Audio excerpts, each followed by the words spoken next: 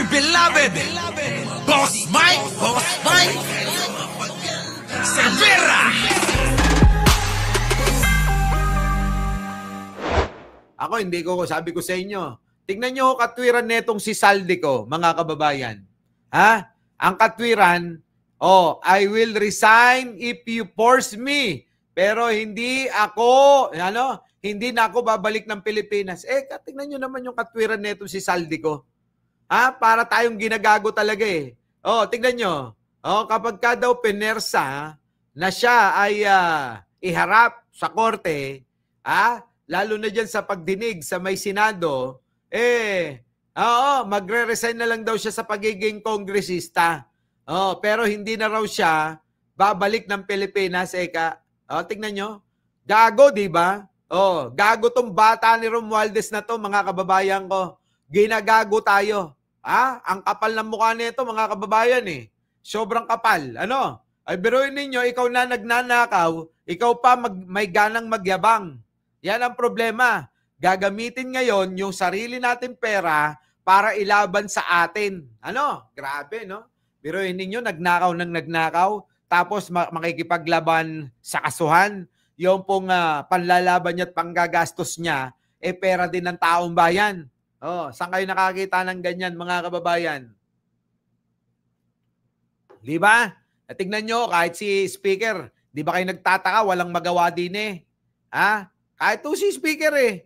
Ako, nagtataka talaga bakit walang magawa eh. Bakit? Hindi kaya kasapakat ni Speaker ito si Saldico? Kaya wala siyang magawa? Natatakot din si Speaker na lumutang ito kasi baka kumanta ng My Way. Ano po, mga kababayan? Ayan, tignan nyo. Nagiging bahagi, nagiging bagahe ni Pangulong Bongbong ni Sandro itong si Speaker ngayon. Nagiging tampulan kahit na may sariling desisyon yun. Pati si Sandro, nadadamay dahil dito kay baliw na Kiko.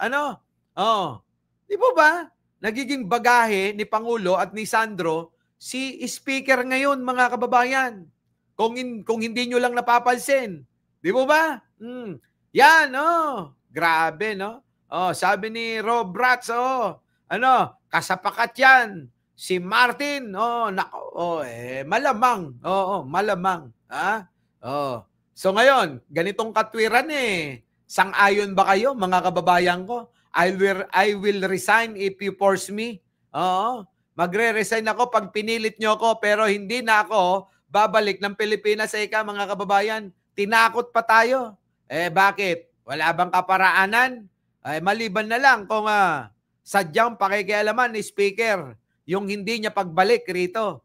Mga kababayan, pwede bang hindi mapabalik yan? Pwede naman na gawin ng lahat para mapabalik itong si Saldico na itinuturo na bilyon-bilyon, yung pong mga ninakaw nito, mga kababayan. Bilyon-bilyon ang mga pinagnanakaw nito. Talagang hinahatid sa kanyang penthouse, hinahatid sa kanyang bahay. Yan po mga kababayan mga kababayan, ulitin ko lang.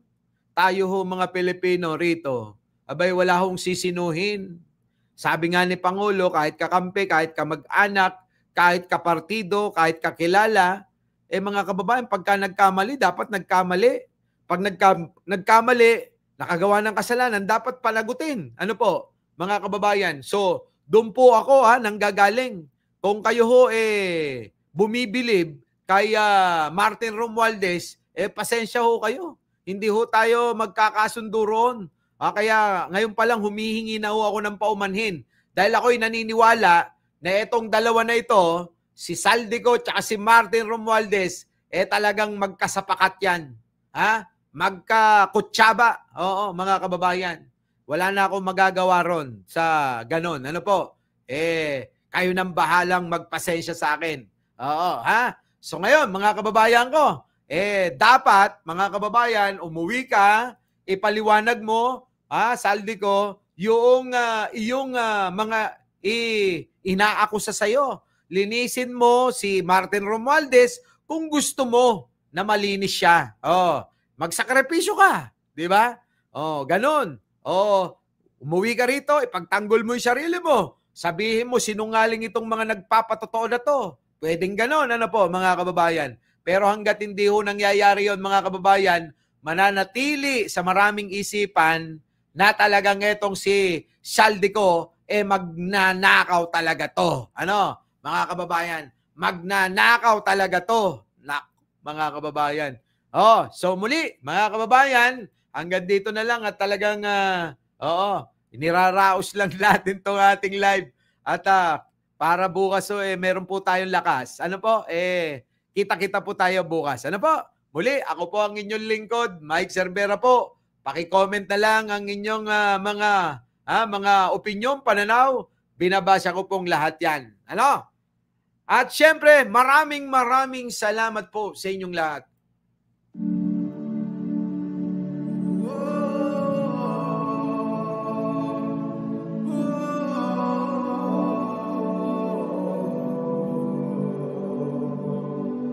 Katotohanan ay lalabas kahit pa itago. Parang kinabukasan at araw na panibago. Nanaiing tama sa mali kapag hinalo. Mapunti ang magwawagi, masamay laging talo. Paano kung ikaw ay inaagrabyado? Di natapakan na ang buong pagkatao. Mananahimik ka na lang ba't ilalaban?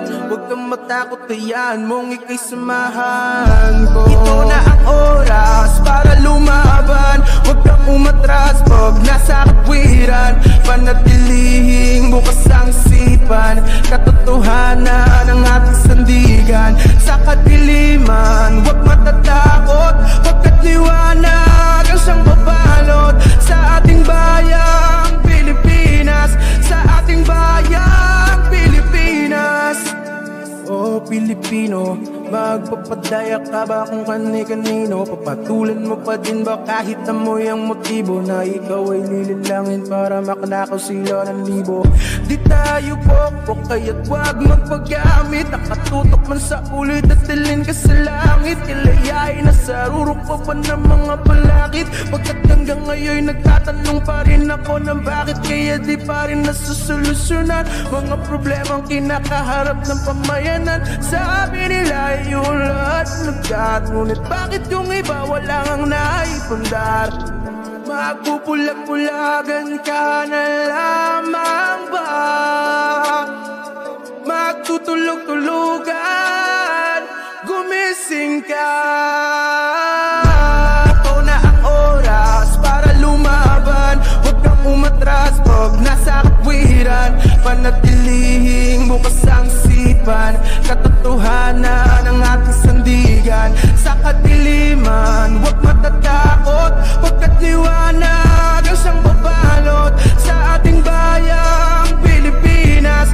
Sa ating bayang Pilipinas. Gagaling magsalita, maaari ka nila makuha ng bigla-bigla. Mga mapangmanipula, kung di mo maaapila ay maniniwala ka, ngunit sa dulo wala sila nagawa kahit isa. Yung akala mong tutulo sa iyo na magbanat ng buto ay siya ring magdadagdag sa pinubuhat mong bato. Gagamitin ka lang pala sa pansariling gusto. Ikaw naman ang daling nagpahuto. Maging matapang sa pagharap ng hamon. Langoyin ang dagit kahit mataas ang alon. Kasama mo ako at nakahandang tumulong. Pagkat mahal ko ang bayan at ang Diyos na Panginoon.